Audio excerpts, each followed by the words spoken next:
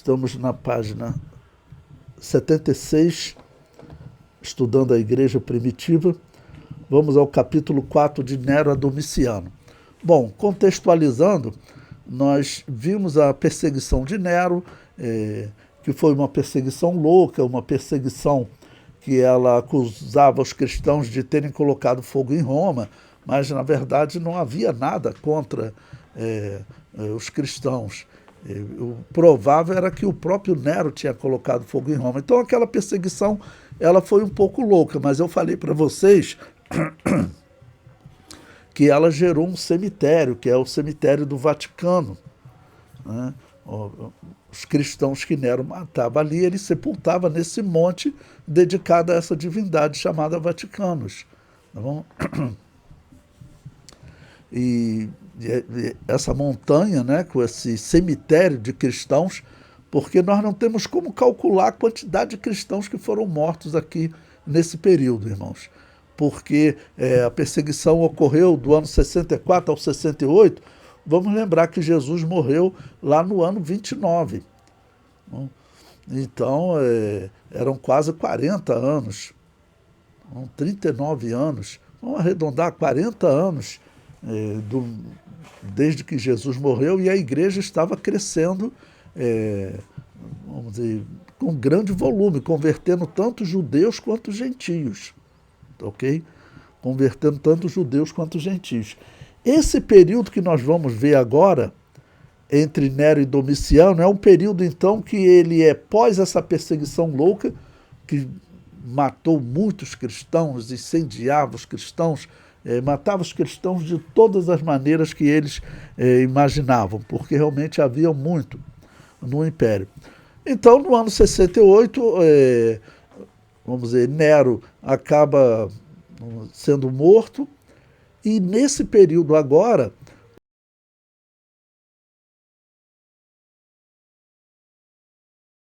que possa se considerar. Por quê? Porque nesse período, 68, os judeus não estão podendo perseguir os cristãos, porque, na verdade, eles estão numa revolta contra os romanos. Então, nesse período, eles estão em guerra. Eles não estão olhando para o cristianismo. Então, nesse período, eles tomaram Jerusalém dos romanos. Foi uma das maiores revoltas na história que o Império Romano enfrentou. E os judeus fizeram essa revolta porque eles viam como absurda, e é absurda, né? Claro, religiosamente falando, eles estavam vivendo o oposto do que a profecia do Antigo Testamento dizia. Dizia que eles seriam cabeça, mas na verdade eles estavam como cauda. Eles estavam sendo dominados pela religião pagã de Roma. E essa religião influenciando a religião judaica, que estava se corrompendo. Então, eles acabaram fazendo essa revolta. Eram também homens vamos dizer, de má índole, tinha muitos homens violentos de má índole, mas eles estavam pensando nisso, esse era o pensamento deles. A nossa religião está corrompida. E estava corrompida mesmo, tá bom? Bom, então, nesse período, eles estão envolvidos nessa guerra. Os cristãos, eles tinham saído de Jerusalém, porque um profeta, pela descrição, pelo dom de profecia, né, falou para as igrejas que estavam em Jerusalém, elas saírem porque chegou o momento de se cumprir o que Jesus havia dito, que Jerusalém seria destruída. Então, por isso, eles escaparam. Ano 68, eles estão escapando, tá ok? Porque está a revolta estourando em Jerusalém, que vai até o ano 70. Vai até o ano 70, quando eles são vencidos, quando Jerusalém é tomada. Bom, o comentário diz: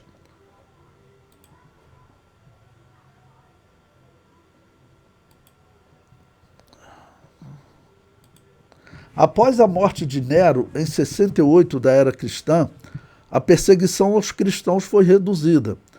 Foram 30 anos de paz, onde os cristãos voltaram a viver em Roma como cidadãos comuns, apesar do povo continuar acreditando que os cristãos haviam colocado fogo em Roma. e outros creditavam aos cristãos todo tipo de desgraça que caía sobre o império.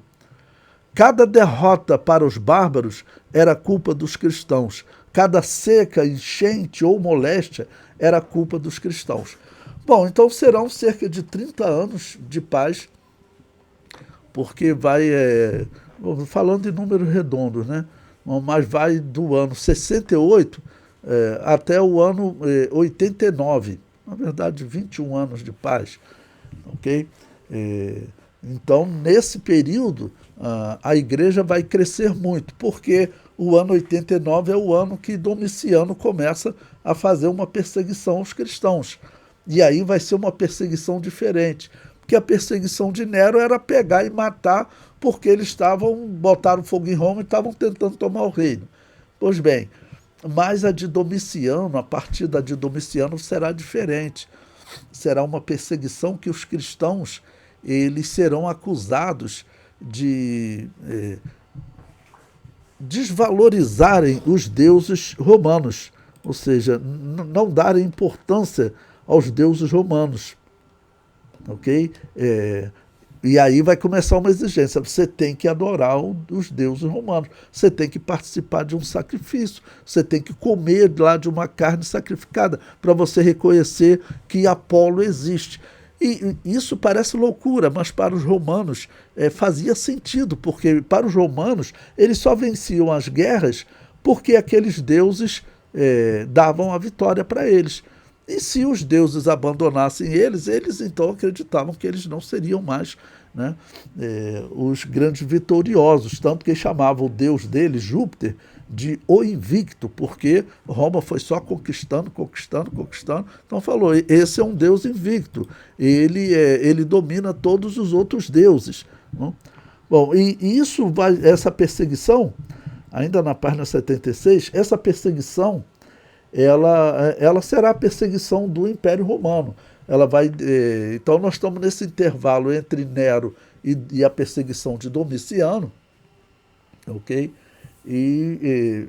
O período então que vai se seguir é o período, vamos dizer, da perseguição do Império Romano, que vai até Constantino, até no ano 312. Bom, eu coloquei aí também na página 76 para vocês uma lista dos imperadores, os principais imperadores, os imperadores romanos desse período, tá bom? É uma lista mais para vocês poderem guardar, tá ok? Mas aí vocês têm, vamos dizer, os imperadores que se destacam aí. Bom, Tibério era o imperador quando Jesus morreu, né? Ele foi imperador do ano 14 ao ano 37, Jesus morreu, acredita-se, no ano 29. Depois dele foi Calígula, aquele louco que eu falei para vocês, que ele queria colocar uma estátua dele, ordenou que colocasse uma estátua dele no Templo de Jerusalém. Não? Acabou sendo morto. Depois Cláudio, e aí depois de Cláudio vem Nero, que executou essa perseguição terrível. Bom, no ano 68, então, Nero acaba sendo morto, aí ocorrem lá dois imperadores, um chamado Galba, outro chamado Otônio, que depois foi Vitélio. E ficou uma grande confusão em Roma, e aí o que ocorre? O maior exército, né, do general mais vitorioso falou o seguinte: não, quem vai ser imperador vai ser o nosso general. Aí decretaram Vespasiano como general. Aquilo começou um grande problema em Roma, né? Porque aí o imperador que estava lá, Vitélio, vamos dizer, Roma não tinha um exército tão grande em luta lá na Inglaterra. Depois ele saiu da Inglaterra, veio para lutar na Jerusalém, né, fica essa confusão em Roma, aí o exército fala, não, o imperador agora é Vespasiano, e foi com o exército dele para Roma. Aí todo mundo recuou, né, quem ganhava era quem tinha o exército maior. Mas Vespasiano, ele acaba, vamos dizer, entrando para a história como um grande imperador, um grande general, um grande imperador. Assim, não tem nem muito problema, praticamente não tem problema dele com cristãos, né? Poucos casos. Quem vai perseguir mesmo é Domiciano. Esse que é o imperador. Bom, o imperador Tito, eu falei para vocês, ele foi imperador depois que Vespasiano morreu, claro, e depois que ele conquistou Jerusalém. Ele foi o general que conquistou Jerusalém. Vespasiano havia iniciado e ele concluiu. E do ano 81 ao ano 96, tem esse Domiciano. Esse Domiciano, ele era muito ligado aos sacerdotes. Por quê? Quando teve o anúncio, olha, o exército de Vespasiano, ele decretou Vespasiano como imperador. Vai ter uma guerra civil. E aí o que ocorre? Diz a história que o imperador corrente, Vitélio, que era um político, né? Ele começou a perseguir Domiciano, porque Domiciano era, vamos dizer, irmão de Tito e de Vespasiano, né? Então, e Domiciano foi protegido pelos sacerdotes pagãos. Então ele era muito ligado aos sacerdotes. E ele é que vai começar, vai dar início a essa perseguição religiosa. A perseguição de Domiciano,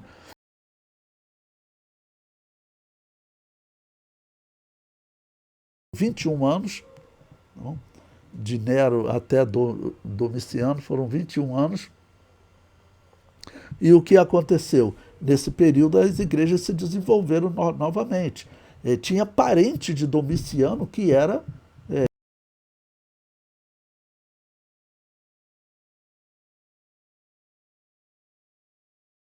desenvolveu muito.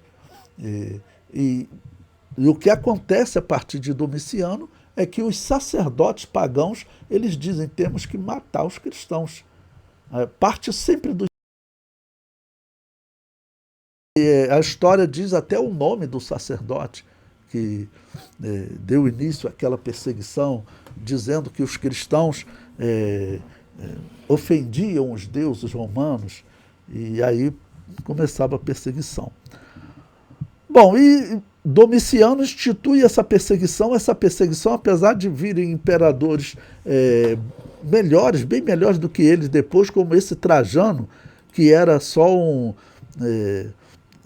general também, o exército decretou ele como um imperador também, aí ele veio, assumiu também sem guerra, e ele mesmo diminuiu até a perseguição aos cristãos, porque ele vai começar a exigir que, vamos dizer, tenha o que o exército não vá atrás dos cristãos. Se alguém denunciar esses cristãos e essa ofensa aos deuses, então aí tem que punir. Mas antes, com Domiciano, o exército...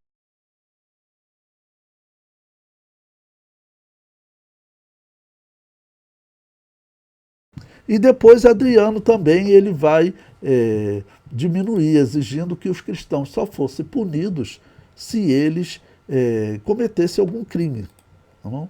Cometessem algum crime. Então, isso é um resumo de vocês. Eu comento abaixo. A próxima perseguição terá início no ano 89, 8º ano do reinado de Domiciano. Tá bom?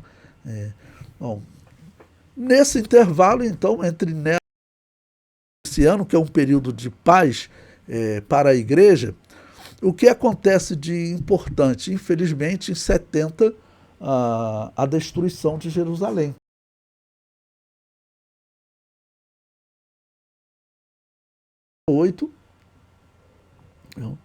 E então passam então mais 2 anos a destruição de Jerusalém.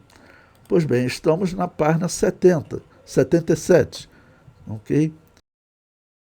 Ano 70 da era cristã, 41 anos após a morte de Jesus.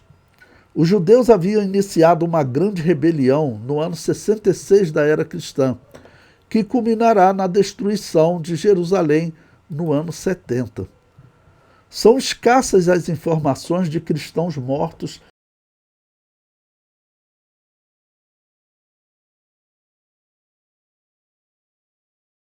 profecia de Jesus afirmava que a cidade seria cercada e destruída, e assim os cristãos evitavam a cidade. Bom, eu coloquei aí o texto de Lucas, que é um sermão. Ele é diferente do sermão profético de Mateus, porque o sermão profético de Mateus não fala de Jerusalém sendo destruída. Ele termina a era da igreja, no versículo 14, né? Ele começa a falar da grande tribulação. Já o sermão profético de Lucas, capítulo 21, ele trata da história. Jesus faz uma profecia específica que está só no Evangelho de Lucas. Essa profecia, ela diz, olha, Jerusalém será destruída. O templo será destruído. E os israelitas que hoje habitam nessa cidade serão espalhados por todas as nações. E lá eles ficarão até que o tempo dos gentios se complete. Interessante, amanhã começa a lição da Escola Dominical exatamente sobre o tempo dos gentios. É exatamente isso que Jesus vai falar aqui agora. Essa profecia de Lucas, capítulo 21, ela já aconteceu na história. É exatamente essa destruição que nós estamos vendo no ano 70. Essa destruição ela foi terrível, irmãos. Quando a gente estuda a história de Israel, nós vemos que, por exemplo, os romanos cercaram a cidade e tinham judeus que tentavam pular os muros e às vezes caía, quebrava a perna, mas tentando fugir da cidade, porque eles sabiam, quando os romanos entrassem, eles iam matar todo mundo. Então, muitos judeus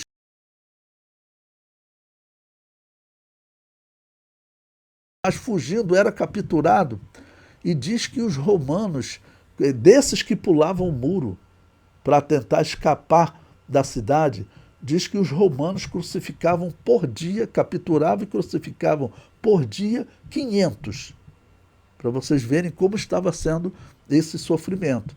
Tá ok? Bom, então, primeira profecia de Jesus, Lucas capítulo 21, versículo 20. Mas, quando virdes Jerusalém cercada de exércitos, sabei então que é chegada a sua desolação. Nós vamos ver que é o cumprimento desse ano 70. Então os que estiverem na Judéia, que fujam para os montes. Os que estiverem no meio da cidade, que saiam. E os que estiverem nos campos, que não entrem nela. De vingança são estes. Perdão, irmãos. Para que se cumpram todas as coisas que estão escritas, mas as das grávidas e das que criaram os dias. Porque haverá grande aflição na terra e ira sobre este povo. Veja, e cairão a fio de espada, e para todas as nações serão levados cativos. E Jerusalém será pisada pelos gentios até que o tempo dos gentios se complete. Essa profecia de Jesus não é futura. Bom, o próprio Lucas ele tem 3 sermões proféticos, né? No capítulo 17, 20 e 21. Esse do capítulo 21 ele é único, porque ele fala da destruição de Jerusalém. E nós vemos que se cumpre cerca de 40 anos depois da profecia de Jesus, 41 anos depois da profecia de Jesus. Então os cristãos, eles tinham já essa profecia em mente, né? O comentário prossegue. Muitos cristãos escaparam da destruição de Jerusalém graças ao aviso de um profeta que alertou sobre a invasão e destruição. Bom, eu cito aí agora um texto de Eusébio de Cesareia,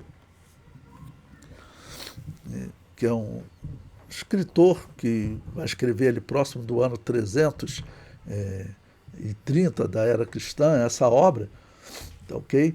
Ele faz parte da organização da Igreja Católica, mas se tornou importante porque ele vamos dizer, ele pegou muitos documentos que eles, vamos dizer, se perderam na história. Por exemplo, nós estudando a história de Israel, tem a história de um judeu que se converteu próximo do ano 100, E ele escreveu uma obra de história da igreja de 5 volumes, irmãos. Essa obra se perdeu. Uma pena, né? Contando eventos que ocorreram com essa igreja primitiva, né? Ou seja, praticamente tem o livro de Atos dos Apóstolos, então eram 5 livros, mais 5 livros de Atos dos Apóstolos que ele escreveu, infelizmente se perdeu. Então Eusébio de Cesareia, ele fala aqui de como os cristãos escaparam dessa destruição de Jerusalém. Ele diz o seguinte: também o povo da igreja de Jerusalém, por seguir um oráculo, né, uma profecia, tá ok? É um oráculo, enviado por revelação aos notáveis do lugar, receberam a ordem de mudar de cidade antes da guerra e habitar certa cidade da Pérea, chamada Pela, tendo os que creram em Cristo imigrado até lá desde Jerusalém, a partir deste momento, como se todos os homens santos tivessem abandonado por completo a própria metrópole real dos judeus e toda a região da Judéia. Interessante essa profecia, né? Certamente nós estamos falando aqui do dom de profecia, irmãos. É importante nós, como cristãos, que acreditamos nos dons espirituais, sabermos que os dons espirituais eles nunca cessaram na história.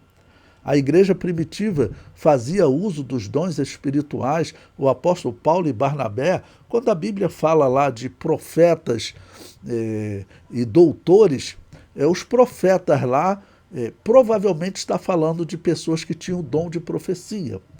E daqueles que ensinavam, os doutores.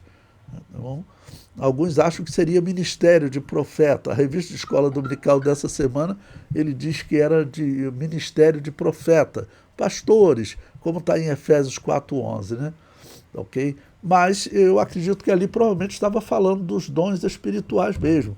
E que Deus pode ter usado os dons espirituais.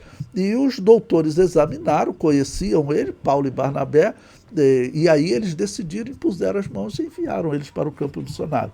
Então os dons espirituais estavam vivos. Não? E aqui no ano 70 também. Então os cristãos escaparam dessa destruição, saindo de Jerusalém, antes que Roma cercasse Jerusalém. Prosseguindo a leitura, ainda na página 78, após a destruição de Jerusalém, os cristãos aparecem em poucos momentos. Na cidade de Alexandria, encontramos informações de uma igreja cristã sendo pastoreada por Marcos, e este sendo substituído por um pastor de nome Lino, citado por Paulo na carta a Timóteo, e que teria se tornado pastor da igreja de Roma. Então, bom, agora nós já estamos numa fase que é só história. O livro de Atos dos Apóstolos ele já encerrou. Como eu falei para vocês, ele deve ter encerrado no ano 62, 63, quando Paulo estava em Roma preso e vai ser morto em 64 por Nero. Então o livro de Atos ele vamos dizer, cessou nesse momento porque nós não sabemos nem o que aconteceu, vamos dizer, com esses cristãos que estavam com Paulo. A maioria deles pode ter sido mortos por Nero. Então o livro de Atos encerrou ali com a prisão de Paulo. E o que nós estamos estudando agora? Nós estamos estudando já a história depois do livro de Atos. Ok?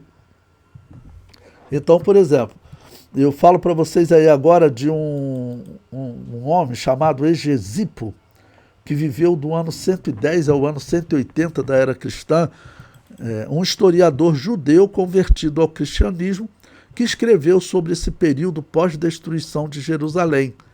Ele diz, citado por Eusébio de Cesareia, né?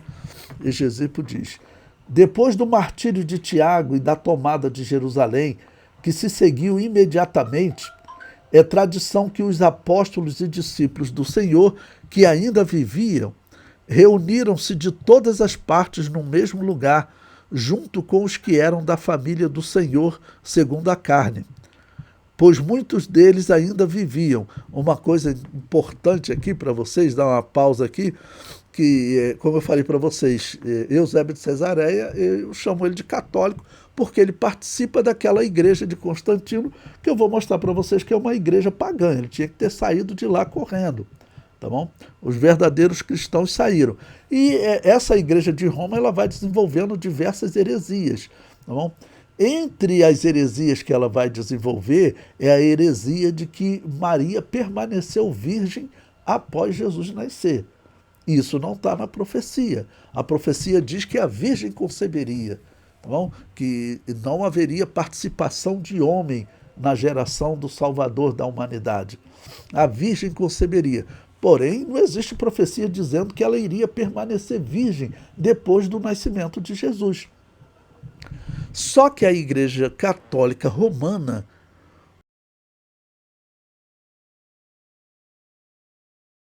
Babilônia dizia que Semíramis continuou virgem, depois que ela gerou seu filho Nimrod, que seria um deusinho, e seu filho Tamuz, que seria outro deusinho. Ela deu à luz, mas permaneceu virgem. Havia essa lenda no paganismo de Semíramis, que em Roma era chamada de Diana dos Efésios. Ela era a deusa virgem, tá bom? E a Igreja Católica Romana precisava colocar esse título em Maria. Só que eles não conseguiram colocar logo agora. Isso vai acontecer no ano 431. Não, nos dias de Constantino, está no ano 325, que é o ano do Concílio de Nicéia. Ou seja, mais de 100 anos depois é que eles colocam Maria como mãe de Deus e como virgem perpétua. Ok? Mas nos dias de Eusébio de Cesareia, essa heresia ainda não estava lá. Então, Eusébio de Cesareia, o que ele faz? Ele cita aqui na história claramente que os irmãos de Jesus, eles viviam. De Deus prega. Ok? Quando nós encontramos heresias assim que foi pregado na história, ok, por todas essas igrejas, e nós encontramos a Assembleia de Deus rejeitando isso, isso é um ponto positivo. A ideia que deixa claro é que sim, Maria, depois que ela gerou Jesus, ela conviveu normalmente com José, gerando filhos. São os irmãos de Jesus citados na Bíblia, que a Igreja Católica vai passar a dizer que na verdade eram primos, só que aqui Eusébio de Cesareia fala muito claro. Então, citando história sobre a família do Senhor segundo a carne, os irmãos de Jesus segundo a carne, e diz, pois muitos deles ainda viviam, ok? Muitos deles ainda viviam. Então isso está claro que essa doutrina católica ela é herética, além de nós sabermos que ela nasce no concílio de Éfeso, e Éfeso adorada como Diana dos Efésios. Foi lá que a Igreja Católica fez um concílio em 431 e pega todas as heresias de Semíramis e coloca em Maria, inclusive a heresia que diz que Maria. Então,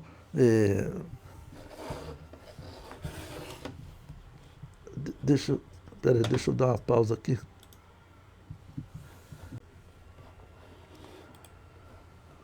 Então, Eusébio de Cesareia falou aqui que, estamos ainda na página 78, a família do Senhor segundo a carne, ou seja, os irmãos de Jesus, pois muitos deles ainda viviam. E todos celebraram um conselho sobre quem seria considerado digno de suceder a Tiago. E todos, por unanimidade, decidiram que Simeão, o filho de Clopas, mencionado também pelo texto do Evangelho, era digno do trono daquela igreja, por ser primo, talvez tio, do Salvador, ao menos segundo se diz, pois Egesipo refere a Clopas, era irmão de José. Então, esse Egesipo é exatamente esse historiador que eu falei para vocês que é uma pena ter se perdido essa coleção de 5 livros e que Eusébio de Cesareia faz algumas citações. Mas esse livro ele foi escrito ali, vamos dizer, próximo do ano 170, 180, Esses livros, então, teriam histórias maravilhosas sobre os cristãos, né? Bom, o item número 2, ainda na página 78, a destruição de Jerusalém e os manuscritos do Mar Morto. Quando Jerusalém estava sendo cercada pelo exército romano de Vespasiano, muitos judeus fugiram e levaram os documentos do templo e guardaram em cavernas próximas ao Mar Morto. Essa é a teoria mais aceita para a origem dos manuscritos do Mar Morto. Bom, qual é? Essa não é a mais popular. A mais popular diz que uma seita, que eram os essênios, eles que teriam colocado esses manuscritos lá. Pois bem, pode até ser, os essênios eles faziam cópias de textos do Antigo Testamento e tinha também os textos heréticos deles. Não? Mas, quando Jerusalém estava sendo cercada, o templo ele estava repleto de pergaminhos antigos. Então, o mais provável é que aqueles pergaminhos eles tenham pegado, isso era comum. Jeremias, a história diz que Jeremias, fugindo, né, da destruição de Nabucodonosor, eles levaram pergaminhos, a arca, tá bom? Peça do templo que eles teriam conseguido esconder, isso está na história. Então, isso era comum. Então, provavelmente, eles... foi nesse período que eles guardaram. E por que eu quis citar aqui os pergaminhos?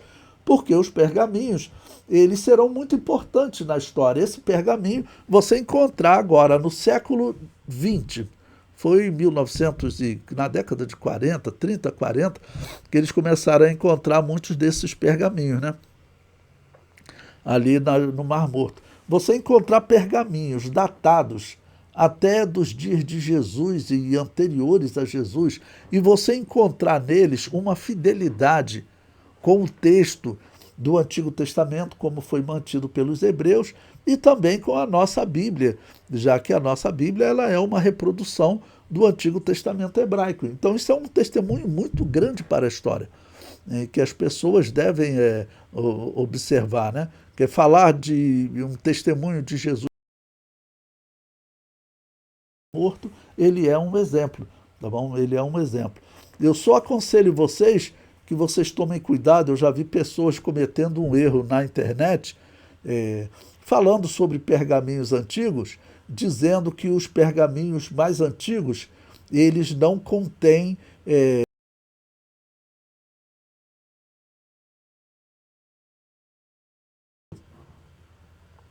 mas presta atenção nesses manuscritos mais antigos. Todos os manuscritos da história da igreja trazem esse manuscrito. Só que na década de 40 foi encontrado uma biblioteca gnóstica, presta atenção nisso, uma biblioteca gnóstica. E nessa biblioteca gnóstica foram encontrados, acho que 2 ou 3 cópias do Evangelho de João. E lá nessa cópia do Evangelho de João, acho que são 2, nessa cópia do Evangelho de João, nessa biblioteca gnóstica não contém essa história. Mas a biblioteca gnóstica, ou a biblioteca também dos essênios, são bibliotecas heréticas. Nós não vamos considerar como importante essas bibliotecas, de jeito nenhum. Bom, mas então, aqui falando dos pergaminhos do Mar Morto, isso é um grande testemunho a favor da Bíblia Sagrada como um livro espiritual. Nós não precisamos nem defender, porque é a nossa fé, é o nosso dogma. Agora, também, historicamente, nós podemos debater e mostrar e defender que, historicamente, também a Bíblia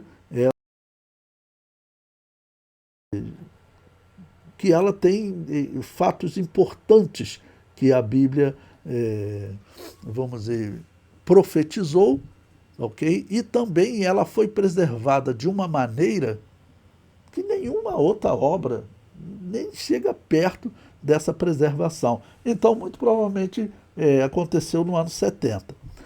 Bom, o item 3 aí no material didático, ainda no ano 70, tem uma epístola apócrifa, né? A partir de agora nós vamos estudar, vamos dizer, na história da igreja, alguns livros que eles foram considerados apócrifos pela igreja. Um deles foi a Epístola de Barnabé, que ela teria sido escrita próximo do ano 70, epístola atribuída a Barnabé, companheiro de Paulo na obra missionária, pelos escritos de Clemente de Alexandria e Orígenes de Alexandria.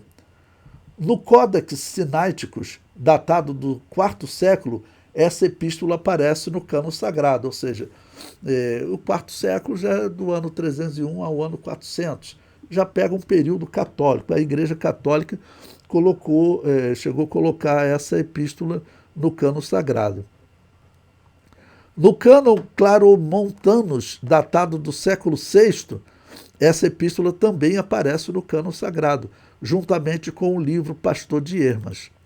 A epístola é datada próximo do ano 70 da era cristã, pois fala da destruição do templo ocorrendo nos dias da sua escrita. Ele diz: eis que aqueles que destruíram este templo, eles mesmos o edificarão. E o que está se realizando, pois, por causa da guerra deles, o templo foi destruído pelos inimigos. E agora os mesmos servos dos inimigos o reconstruirão. Bom, então a epístola tem que ser a partir do ano 70, porque ela fala da destruição de Jerusalém e diz que os romanos iriam reconstruir o templo. Uma profecia bem estranha, né? Sabemos que não aconteceu. Vão até surgir planos de reconstruir o templo, okay? Mas não vai se concluir, não. Até hoje, eles não conseguiram reconstruir o templo. Ok?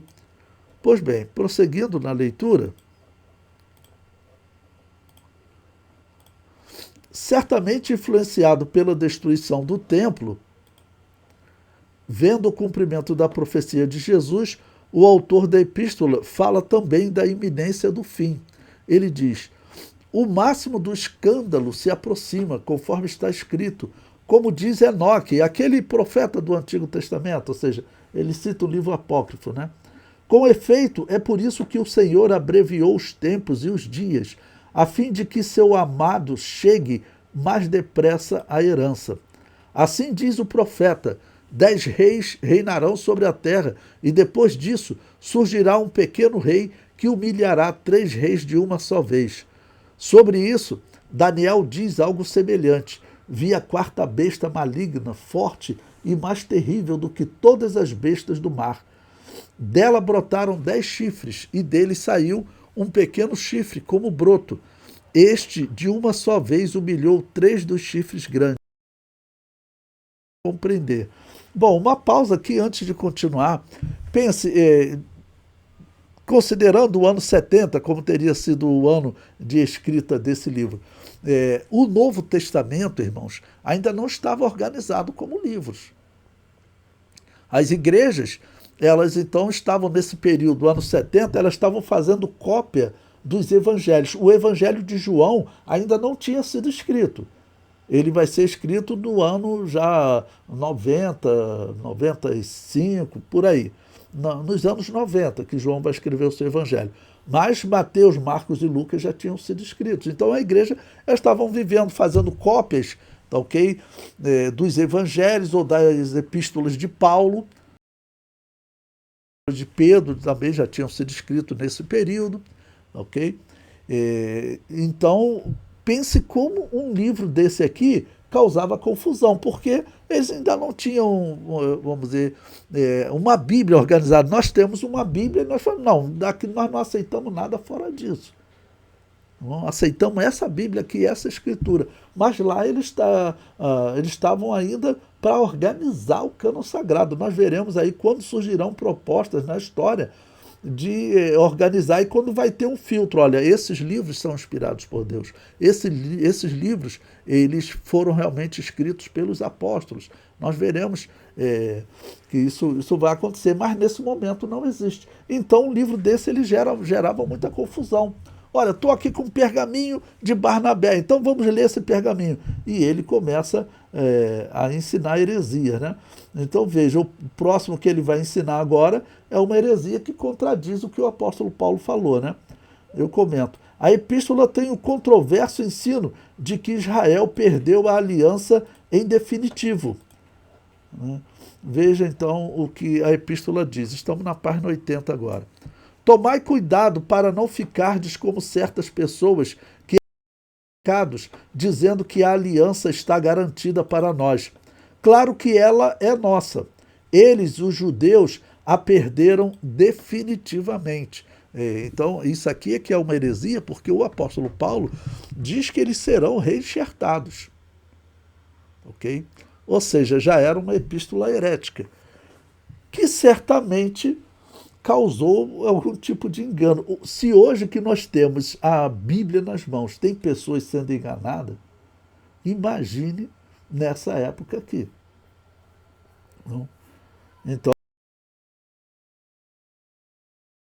também, e eles, isso era geral, irmãos. O apóstolo Paulo escreveu aos Tessalonicenses, nesse período a carta dele já tinha sido escrita, foi no ano 57, não me lembro bem agora, mas já tinha mais de 10 anos que aquela carta existia. O apóstolo Paulo disse que tinham pessoas pregando que o dia de Cristo está. Não fale isso, porque o dia de Cristo não está perto, e ele começa a dar sinais de quando será o arrebatamento da igreja. O comentário prossegue.